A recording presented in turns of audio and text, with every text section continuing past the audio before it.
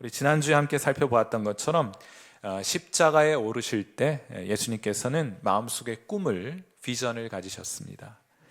비록 사람들과 하나님으로부터도 버림을 받게 되었지만은 이 비전의 성취를 위해 꼭 필요한 줄 아셨기에 예수님께서는 십자가에서 내려오지 않으셨고 그 모진 고난을 십자가 위에서 홀로 다 담당하셨습니다.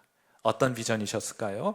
우리 시편 22편 27절의 비전이었습니다. 땅의 모든 끝이 여호와를 기억하고 돌아오며 모든 나라의 모든 족속이 주의 앞에 예배하리니.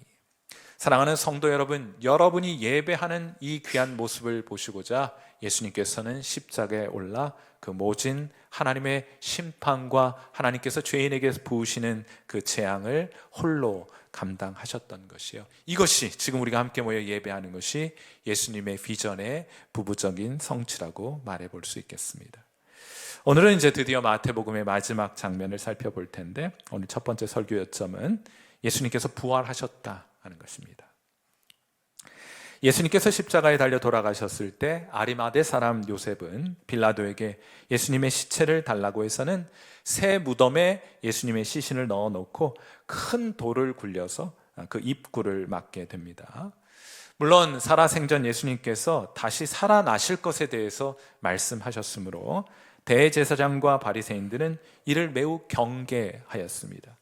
이들은 당연히 예수님의 말씀을 믿지 않았으니 예수님께서 부활하실 것이라고는 기대조차 하지 않았겠죠. 한번 생각해 보세요. 어떻게 죽은 사람이 다시 살아날 수 있겠습니까? 하지만 제자들이 몰래 시체를 빼돌리고는 예수님께서 부활하셨다 이렇게 가짜 뉴스를 퍼뜨리게 된다면 사회가 더 혼란스러울 것이니 이런 짓 하지 못하도록 이들은 로마의 경비병들과 함께 무덤을 아주 삼엄하게 지키게 됩니다. 마태복음 27장 66절, 그들이 경비병과 함께 가서 돌을 임봉하고 무덤을 굳게 지키니라. 제자들이 훔쳐가지 못하도록 단단히 경비를 세웠던 것이에요. 자, 그러니까 어떻게 보면 이들은 기독교 신앙의 핵심을 정확하게 파악하고 있는 것이라고 말해도 틀리지 않습니다. 여러분, 예수님의 가르침에는 크게 두 개의 기둥이 있습니다. 우리가 믿는 예수 신앙, 우리가 믿는 기독교 신앙에는 기둥이 두 개가 있는데 그 중에 하나만 무너지면 전체 건물이 무너지도록 되어 있어요. 그 두 개의 기둥이라는 것이 무엇이냐? 마태복음 16장 21절에 요약적으로 제시가 되어 있어요. 자, 우리 이 말씀 같이 읽도록 합니다. 시작. 이때로부터 예수 그리스도께서 자기가 예루살렘에 올라가 장로들과 대제사장들과 서기관들에게 많은 고난을 받고 죽임을 당하고 제3일에 살아나야 할 것을 제자들에게 비로소 나타내시니. 아멘. 기독교 진리를 떠받치고 있는 두 개의 기둥은 무엇입니까? 바로 예수님의 죽으심과 예수님의 부활하심이에요. 기독교 신앙의 건물을 그걸 건물을 지탱하고 있는 기둥은 뭐 예배를 주일날 들어야 된다, 뭐 우리 전도를 해야 된다, 기도를 해야 된다, 말씀을 읽어야 된다, 이런 것들이 아니라 기독교 신앙을 버티고 있는 두 개의 중심이 되는 기둥은 바로 예수 그리스도께서 죽으셨고 우리를 위해 다시 살아나셨다 하는 것이 두 개의 기둥이 되는 거예요. 그래서 예수님께서 십자가에 달려 죽으실 것을 예고하게 되셨을 때 사탄이 베드로의 입술을 통해 이렇게 유혹했던 것입니다. 마태복음 16장 22절, 베드로가 예수를 붙들고 항변하여 이르되 주여 그리 마옵소서, 이 일이 결코 죽게 미치지 아니하리라, 절대로 죽으면 안 됩니다 하고 베드로의 입술을 통해서 예수님께 유혹의 말을 던져온 것이에요. 그러자 예수님께서 이렇게 말씀하십니다. 마태복음 16장 23절, 예수께서 돌이키시며 베드로에게 이르시되 사탄아 내 뒤로 물러가라, 너는 나를 넘어지게 하는 자로다. 내가 하나님의 일을 생각하지 아니하고 도리어 사람의 일을 생각하는도다 하고 말씀하십니다. 아니라 내가 십자가에 달려 죽을 것이라, 이를 위해서 내가 이 세상에 왔노라 하고 말씀하신 거예요. 이것이 기독교 신앙을 버티고 있는 첫 번째 기둥에 해당하는 것입니다. 사랑하는 성도 여러분, 예수님께서 죽지 않으셨다면 우리의 죄가 그대로 우리에게 있을 것이요, 그러므로 죄에 대한 심판은 용서받을 길이 없는 우리가 고스란히 하나님의 심판과 재앙과 저주를 받아야 할 것이에요. 그래서 예수님은 꼭 십자가를 지셔야만 했습니다. 십자가에 오르셔야만 했습니다. 그 위에서 죽으셔야만 했습니다. 그래야 우리 죄가 사함을 받고 그래야 우리가 하나님께로 나아갈 수 있기 때문이에요. 하나님께로 나아갈 수 있는 길을, 용서받은 죄인이 하나님께로 나아갈 수 있는 길을 여시기 위해서 예수님은 반드시 십자가를 짊어지셔야만 했다 하는 거예요. 그런데 여러분, 사탄의 입장에서 보자면 이제 이건 어쩔 수 없는 노릇이 되었습니다. 왜냐하면 2000년 전 예수님께서 십자가 위에서 달려 돌아가신 것은 아주 역사적인 사실이기 때문이에요. 이건 어떻게 해볼 방법이 없습니다, 이제. 자, 그러니까 사탄의 전략은 무엇입니까? 기독교 신앙의 나머지 다른 기둥을 무너뜨리려고 하는 것이죠. 무엇입니까? 부활을 부정하는 것이에요. 자, 이제 사탄은 여기에 사활을 걸었습니다. 그래서 지금도 사람들의 눈을 가려 예수님의 부활을 믿지 못하게 하고 있는 것이에요. 그런데 여러분이 주목해 보아야 할 것이 있습니다. 다시 한번 마태복음 16장 21절 말씀 보세요. 여러분, 우리가 어떻게 예수님이 부활하신 걸 믿습니까? 여러분에게 과학적으로 믿어지세요? 여러분의 경험적으로 믿어지십니까? 그것이 의학적으로 받아들여지십니까? 그렇지 않죠? 이거 어떻게 믿습니까? 여기에 이 부활신앙회로 들어가는 열쇠가 담겨 있으니 마태복음 16장 21절을 잘 읽어보셔야 돼요. 자, 이때로부터 예수 그리스도께서 자기가 예루살렘에 올라가 장로들과 대제사장들과 서기관들에게 많은 고난을 받고 죽임을 당하고 제3일에 살아나야 할 것을 제자들에게 비로소 나타내시니. 언제부터 이런 말씀을 하시기 시작하셨다고요? 이때부터 말씀하기 시작합니다. 이때가 언제입니까? 바로 마태복음 16장 16절에 신앙 고백이 제자들에게 생긴 이후로부터 예수님께서는 기독교 신앙의 두 기둥인 죽으심과 부활하심에 대해서 가르치고 선포하기 시작하셨어요. 제자들이 어떤 신앙 고백에 도달했습니까? 우리 마태복음 16장 16절 말씀 보세요. 부활신앙을 받아들이게 되는 것은 과학적인 검증 과정을 통해서 이루어지는 것이 아닙니다. 어떤 이론을 통해서 여러분이 설득되고 설명되기 때문에 믿게 되는 것이 아니에요. 바로 부활신앙에 들어가는 문을 여는 열쇠는 바로 여기 신앙 고백에 달려있는 것입니다. 마태복음 16장 16절 같이 읽습니다. 시작. 시몬 베드로가 대답하여 이르되 주는 그리스도시요 살아계신 하나님의 아들이시니이다. 아멘. 베드로에게 이 믿음이 생긴 이후부터입니다. 어떤 믿음입니까? 예수께서 살아계신 하나님의 아들이십니다 라는 믿음에 도달하게 될 때 비로소 예수님은 죽으심과 부활하심에 대해서 제자들에게 말씀하시기 시작했던 거예요. 이게 결정적인 열쇠입니다. 예수님은 하나님의 아들이신 거예요. 어느 고등학생이 친구들에게 전도를 합니다. 친구들 하는 말이 예수님이 죽은 나사로를 살렸다는데 그런 허황된 말이 어디 있느냐? 어떻게 죽은 사람이 살아날 수 있어? 하나님이 홍해를 가르셨다고? 아니 어떻게 바다가 갈라져? 이렇게 반론을 제시하더래요. 이 말을 들은 학생이 뒤로 물러서지 않고 대답했습니다. 니들이 생각하는 것은 사람이고 내가 믿으라고 하는 분은 하나님이셔. 죽은 사람도 못 살리는 하나님을 뭐하러 믿냐? 죽은 사람을 살리는 분이시니까 믿으라는 거지. 그리고 하나님이 홍해도 못 가르면 그게 말이 되겠냐? 이렇게 따져 물었다는 거예요. 여러분 정말 멋진 대답 아닙니까? 멋진 답변 아니에요? 이분이 나중에 훌륭한 목사님이 되셨어요. 사랑하는 성도 여러분, 다시 살게 하신 분은 하나님이십니다. 사람이 아니에요. 자연이 아닙니다. 시간이 아니에요. 하나님이 죽은 자를 다시 살려내셨습니다. 예수님을 다시 살게 하신 분은 하나님이세요. 사람이 그랬다고 하면 난 못 믿겠지만 하나님이 하셨다고 하면 그걸 믿지 않는 것이 더 어려운 일이 아니겠습니까? 그래서 예수님께서 이렇게 말씀하신 거예요. 요한복음 20장 29절 말씀 보세요. 같이 읽겠습니다. 시작. 예수께서 이르시되 너는 나를 본고로 믿느냐? 보지 못하고 믿는 자들은 복되도다 하시니라. 아멘. 우린 보지 않아도 예수님의 부활을 믿을 수 있습니다. 왜요? 하나님이 어떤 분인지 우리가 잘 알고 있기 때문이죠. 사랑하는 성도 여러분, 저는 여러분에게 묻고 싶습니다. 여러분은 죽은 자를 다시 살리시는 하나님을 믿으십니까? 대답해 보세요. 여러분은 죽은 자를 다시 살리시는 하나님을 믿으십니까? 그 하나님께서 예수 믿는 저와 여러분을 다시 살게 하실 것을 믿으십니까? 그래야 영원토록 주님과 함께 저 영원한 본향에서 함께 영생을 누리게 하실 것을 여러분 믿으십니까?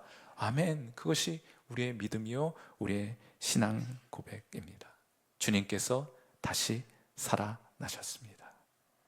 오늘 설교의 두 번째 요점은 이것인데, 다시 살아나신 주님은 여러분을 기다리고 계세요. 예수님께서 무덤에 놓이신 것이 제9시 이후, 예수님 돌아가신 것이 제9시쯤 되었을 것 아니에요? 거기다 6을 더하면 우리 시간이 되니까 한 15시쯤 돌아가셨는데 오후 3시쯤 돌아가셨어요. 그 이후에 무덤에 놓이게 됩니다. 그리고 금요일 해 떨어질 때부터가 안식일이 시작돼요. 언제까지요? 다음날 토요일 해 떨어질 때까지가 안식일입니다. 그리고 그 다음날 새벽이 되었을 때, 그러니까 우리말로 말하자면 주일 새벽이 되었을 때 예수님께서 부활하셨어요.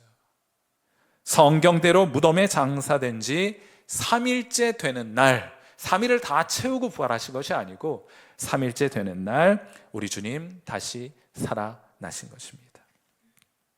언젠가 주일학교 어린이가 교사에게 질문을 던졌습니다. 주일학교 교사에게. 오늘 일부 예배 때 주일학교 교사 선생님들께 물어봤는데 대답을 잘 못하시더라고요. 여러분도 한번 답변해 보세요. 주일학교 어린이가 교사에게 묻습니다. 선생님, 예수님이 무덤에서 나온 후 최초로 하신 말씀이 뭔 줄 아세요? 뭐라 말씀하셨게요? 모르겠는데? 여러분들처럼 표정이. 모르겠는데? 뭐라고 하셨지? 그러자 어린이가 장난기 어린 미소와 함께 두 손을 높이 들면서 말하더래요. 예수님이 부활하셔서 첫 번째로 하셨던 말씀은 짜잔! 하셨다는 거예요. 과연 어린이다운 답변 아니겠습니까? 제가 다시 진지하게 여쭙겠습니다. 부활하신 후 예수님께서 하셨던 그 첫 번째 말씀은 무엇이었을까요? 마태복음 28장 9절이 예수님의 첫 번째 일성을 담고 있는데, 우리 마태복음 28장 9절 보세요. 예수께서 그들을 만나 이르시되 뭐라고 하셨어요? 평안하냐? 사랑하는 성도 여러분, 평안하십니까? 여자들이 나아가 그 발을 붙잡고 경배합니다. 예수님께서 여기 평안하냐라고 하신 이 표현은 매우 평범하고 일상적인 인사의 표현입니다. 우리식으로 말하면 안녕 이렇게 한 것이고, 영어식으로 말하자면 새벽에 만나게 되었으니까 good morning 한 거예요. 아주 가벼운 인사입니다. 어쩌면 주일학교 어린이의 말이 맞는지 모르겠어요. 짜잔 하는 느낌과 비슷합니다. 예수님께서 마치 내가 다시 살아난다고 너희들에게 말했잖아. 어때? 진짜 내 말대로 됐지? 짜잔! 하신 거예요. 평안하냐? 그리고는 이어 기다리셨다는 듯이 이렇게 말씀하십니다. 마태복음 28장 10절, 이에 예수께서 이르시되 무서워하지 말라. 가서 내 형제들에게 갈릴리로 가라 하라. 거기서 나를 보리라. 이것이 예수님께서 여인들에게 인사말을 건네신 이후에 하신 첫 번째 말씀입니다. 내 제자들에게로 가서 갈릴리로 좀 가라고 말해주렴. 내가 거기서 그들을 기다리고 있으니 그들 빨리 갈릴리로 좀 와달라고 말해주렴 하고 예수님 말씀하셨어요. 저는 이런 생각해 봅니다. 예수님께서 십자가에 죽으시고 부활하시기까지 사흘의 시간 동안, 그 사흘의 시간 동안 예수님은 무엇을 하고 계셨을까? 다른 것은 모르겠는데 한 가지만큼은 분명합니다. 그건 부활의 몸으로 빨리 갈릴리로 달려가고 싶은 마음만 간절하셨던 것 같아요. 무엇 때문입니까? 거기서 제자들을 만나기로 하셨기 때문이에요. 그러므로 예수님의 몸이 무덤에 머무셨던 사흘간의 시간은 예수님을 잃어버려 시리에 빠져있는 제자들을 만나고자 하셨던 간절한 염원의 시간이었음이 틀림이 없습니다. 예수님은 제자들을 만나고 싶어 하셨어요. 그건 지금도 마찬가지 아니겠습니까? 그건 오늘도 마찬가지 아니겠습니까? 예수님은 그분 곁을 떠나 낙담해 있고 낙심해 있고 불안해하고 두려워하고 있는 여러분을 간절히 만나고 싶어 하는 거예요. 사랑하는 성도 여러분, 하나님이 여러분에게 뭘 바라시겠어요? 하나님이 여러분에게 무엇을 기대하시겠습니까? 여러분 갈릴리로 오라는 거예요. 예수님을 처음 만났던 그곳으로 다시 여러분을 부르고 초대하십니다. 여러분을 만나고 싶어 하시기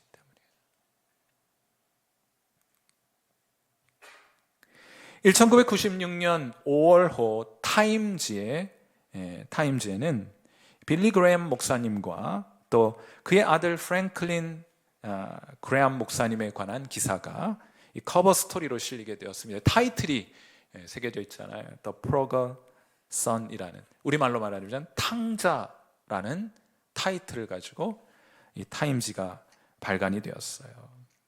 여러분 잘 아시는 것처럼 지금은 타계하셨습니다만 빌리 그레엄 목사님은 미국에서 가장 한 100년에 한 명 정도 나올까? 가장 존경받는 영적 지도자 중 한 명이었습니다. 그런데 그의 큰아들 프랭클린은 12살 청소년기부터 시작해서 22살 때까지 술에, 오토바이 폭주에 나쁜 짓은 다 하고 다녔어요. 다 하고 다녔어요. 여러분 부모의 마음은 어땠겠습니까? 하루는 이래서는 안 되겠다 싶었는지 이 빌리 그레엄 목사님의 아들에게 말합니다. 이제 그만 예수님을 모셔드려야 하지 않겠니?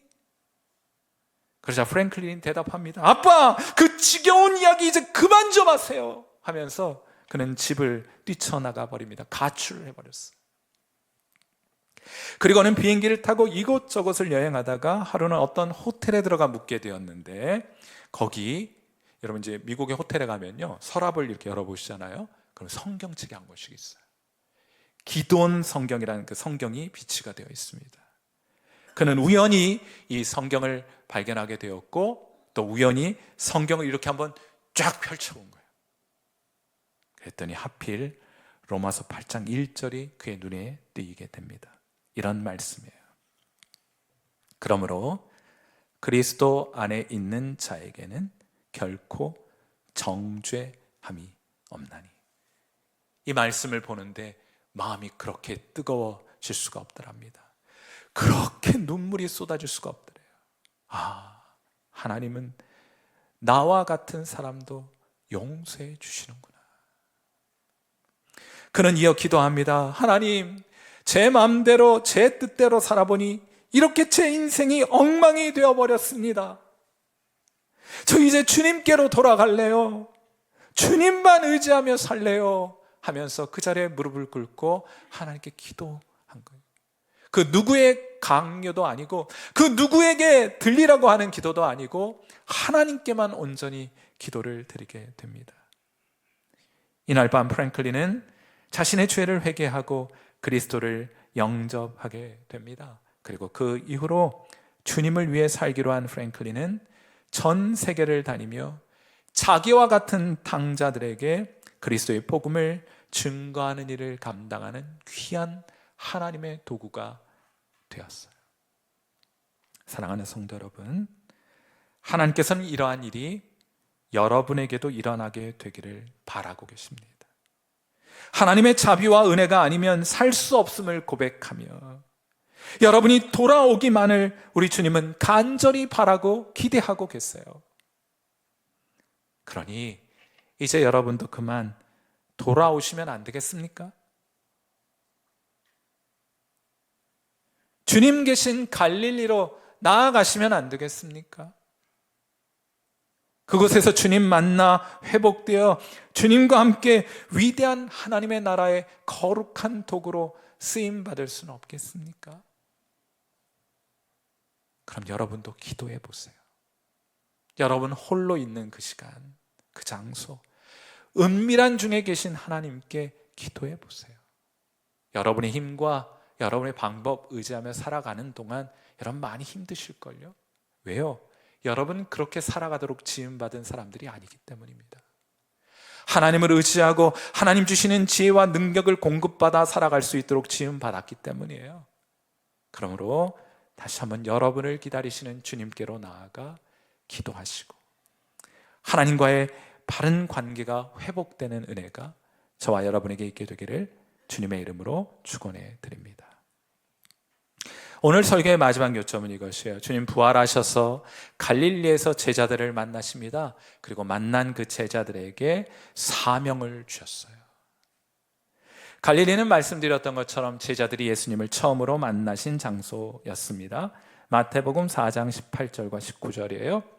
갈릴리 해변에 다니시다가 두 형제 곧 베드로라 하는 시몬과 그의 형제 안드레가 바다에 금을 던지는 것을 보시니 그들은 어부라 말씀하시되 나를 따라오라 내가 너희를 사람을 낚는 어부가 되게 하리라. 아멘. 예수님이 제자들을 처음으로 만났던 곳이 갈릴리예요.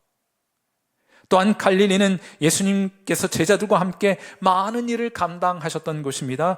예수님께서 제자들과 함께 하셨던 일은 마태복음 4장 23절에 요약이 되어 있어요. 예수께서 온 갈릴리에 두루 다니사 그들의 회당에서 가르치시며 천국 복음을 전파하시며 백성 중에 모든 병과 모든 약한 것을 고치시니, 이것을 예수님의 삼중 사역이라 부릅니다. 예수님은 복음을 증거하셨습니다. 하나님의 말씀을 가르치셨습니다. 그리고 많은 이적과 표적들을 행하셨던 것이에요. 누구와 함께? 제자들과 함께 신바람 나셨던 곳이 갈릴리예요.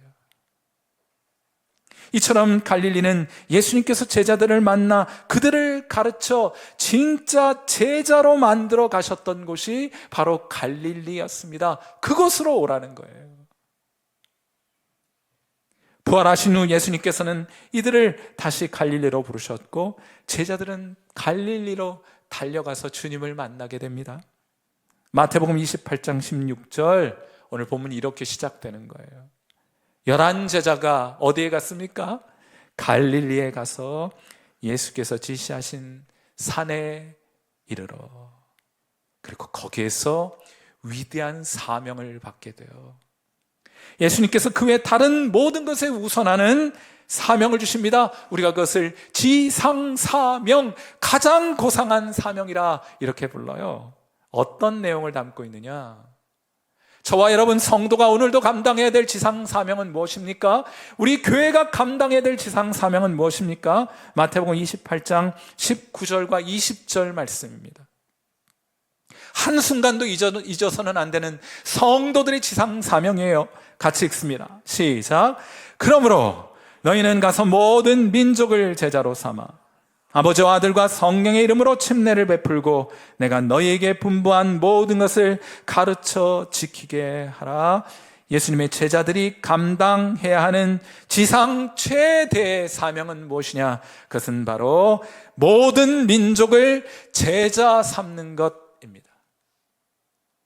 예수님께서 하셨던 그 일을 제자들에게 맡겨주신 거예요. 그럼 그걸 어떻게 하는 것이냐? 첫째로 가야 합니다. 제자를 삼으려면 가야 돼요. 제자 삼을 사람이 있는 곳으로 가야 합니다. 가지 않고 아무것도 하지 않으면 여러분을 통해서는 아무 일도 일어나지 않아요. 그러니 가야 합니다. 나머진 주님이 다 챙겨주시고 준비해 놓으셨습니다. 필요한 것은 공급해 주실 거예요. 순종해서 가면 역사는 이루어지게 될 것입니다. 하나님이 다 마련해 주셨어요. 다 마련해 주실 거예요. 사랑하는 성도 여러분, 여러분도 갈 준비 되셨습니까? 주님과 함께 세계를 누빌 준비 되셨습니까? 하나님 보내시면 가는 거예요. 거기서 하나님 주시는 놀라운 일들을 경험하게 되는 것입니다. 청년들, 이 비전 붙들고 꿈꿀 수 있게 되기를 바랍니다.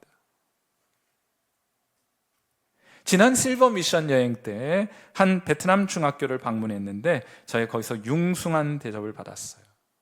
실내 행사를 막 율동, 사진 한번 보여주세요. 막 율동도 하고 저희가 준비한 장학금도 전달을 하고 아이들이 막 뜨겁게 환영하고 저희들을 대접해 주었어요. 자, 이런 실내 공연을 마치고 이제 밖으로 나갔습니다. 한 200여 명 되는 학생들과 함께 실외 행사를 하고 있는데 한 청소년이 제게 찾아와서 할 말이 있다는 거예요. Can you speak English? 그게 뭐냐 그랬더니 저 안경 안 쓴 친구가 제게 찾아온 거예요. 영어로 제게 말했습니다. 충격적인 이야기니까 잘 들어보세요. 이 청소년이 제게 느닷없이 다가와서 뭐라고 말했느냐? You are so handsome. 깜짝 놀랐어요. 야, 내 얼굴이 이 베트남에서까지 이렇게 먹힐 줄은 몰랐습니다. 이 청소년이 이제 영어 몇 마디 하니까 그 이후에 대화를 좀 이어가고 싶어서 이제 번역기를 꺼내가지고 제가 그렇게 이야기를 해줬어요. 야, 나 너 그렇게 안 봤는데? 너 사람 보는 눈 있다? 그랬더니 이 녀석이 아주 진지하게 제게 통역기를 통해 말해 주었습니다. 선생님, 진짜 박항서 닮았어요. 야, 이건 아니지 않습니까? 기가 차더라고요, 기가 차. 여러분, 그런데 제가 우리 선교팀도 가서 확인하셨겠습니다만 박항서 감독 모르는 뱉는 사람 없어요. 박항서 모르는 사람 없어요. 베트남의 국민 영웅입니다. 그의 영향력은 복음 사역에도 정말 많은 도움이 된다고 선교사님들이 한결같이 말씀해 주시는 거예요. 그래서 한 청소년이 박항서 닮은 제게도 다가와서 제게 대한 존경심을 표현한 거예요. 가봐요, 여러분. 하나님이 정말 많은 준비를 우리를 위해 해놓으셨다는 것을 발견하게 될 것입니다. 가면 돼요. 그런 마음만 먹으면 됩니다. 두 번째로 여러분이 제자를 삼으시려면 사람들에게 복음을 전하고 침례를 주어 그들을 교회의 일원 되게 하는 일을 감당하셔야 돼요. 그들을 교회로 초대하셔야 합니다. 그러나 그것이 다는 아니에요. 그때부터 부지런히 그들에게 하나님의 말씀을 가르치고 그 말씀에 순종하며 살아가도록 안내해 주어야 합니다. 이것이 주님 오실 때까지 성도인 여러분과 교회가 감당해야 될 최우선의 사명인 것입니다. 주님 이 명령 우리에게 주셨어요. 그리고 이 명령에 순종하는 자들에게 주시는 예수님의 상급을 약속해 주셨습니다. 마태복음 28장 20절 이 약속을 주신 거예요. 누구에게요? 제자 삼기 위해 가서 침례를 베풀고 주님의 말씀을 가르치는 자들에게 주신 약속입니다. 마태복음 28장 20절 말씀 우리 같이 읽습니다. 시작. 내가 너에게 분부한 모든 것을 가르쳐 지키게 하라. 볼지어다 내가 세상 끝날까지 너희와 항상 함께 있으리라 하시니라. 아멘. 여러분이 주님의 임재를 맛보려면, 여러분이 부활하신 주님을 만나려면 어떻게 해야 합니까? 가야 합니다. 사람들을 교회로 인도해야 합니다. 주님의 말씀을 나누고 가르쳐야 합니다. 그때 여러분과 함께 하시는 주님을 여러분이 만나게 될 것입니다. 그러니 주님을 만나고 싶거들랑 다른 곳으로 가면 안 돼요. 주님 계신 곳으로 나아가야 합니다. 주님 주신 사명을 감당하는 자리로 나아가야 해요. 거기서 여러분은 주님을 경험하게 될 것입니다. 사랑하는 성도 여러분, 부디 오늘 여러분을 부르시는 주님의 음성에 반응하여 순종하여 주님 계신 갈릴리로 나아가시는, 그리고 주님 주신 사명을 감당하는 자리로 나아가시는 저와 여러분 되시기를, 그러한 성일교회 되기를 주님의 이름으로 축원해 드립니다. 함께 기도하겠습니다.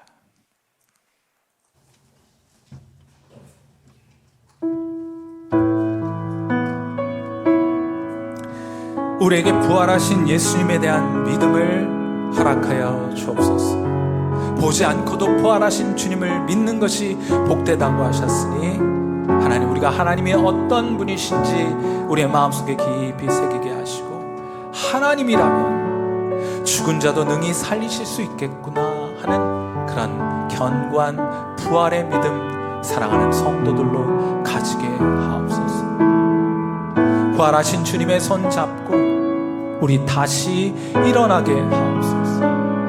불안과 걱정과 염려와 근심, 두려움 다 내어버리고 부활하신 주님과 함께 일어서게 하옵소서. 그리하여 주님 주신 지상 사명 마음에 품고 가서 복음을 전하여 영혼들을 주님께로 인도하며 하나님의 말씀 잘 먹여 거룩한 하나님의 일꾼으로 만들어가는 그 거룩한 일에 우리를 사용하여 주옵소서. 우리 성일교회를 사용하여 주옵소서. 우리 그런 마음 담아서 이 시간 하나님 앞에 함께 기도하는 시간 갖도록 합니다. 기도하겠습니다.